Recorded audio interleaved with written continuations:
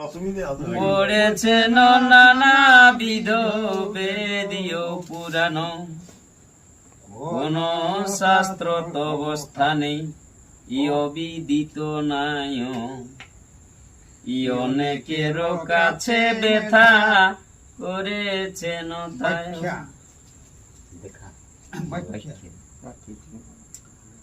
আরি তব মুখে ওহে সুত শাস্ত্র বিবরণ, শুনিয়া সার্থক হবে মোদের জীবন।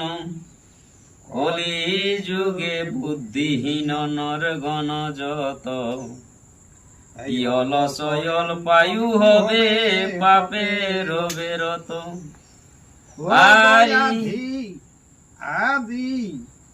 আদি ব্যাধি নানা বিঘ্ন হইবে প্রবল,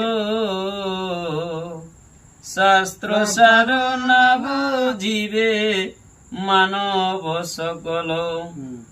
শাস্ত্রের লিখিত যত পুণ্য কর্ম চয়, করিতে অক্ষম হবে নর সমুদয়।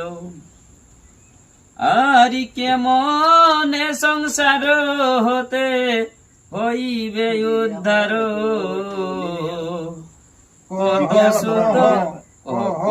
সুত সর্বশ্রেষ্ঠ উপায় তাহার।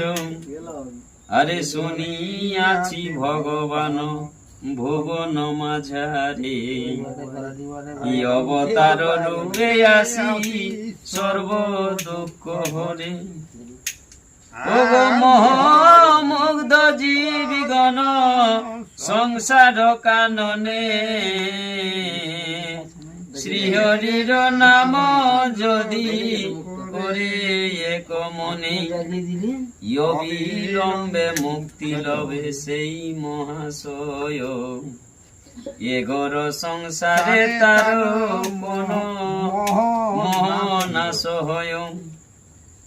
যোগ ভগবান লীলা ক্রমে আপন মায়ায়, যে যে রূপে অবতীর্ণ হলে ন ধরায়।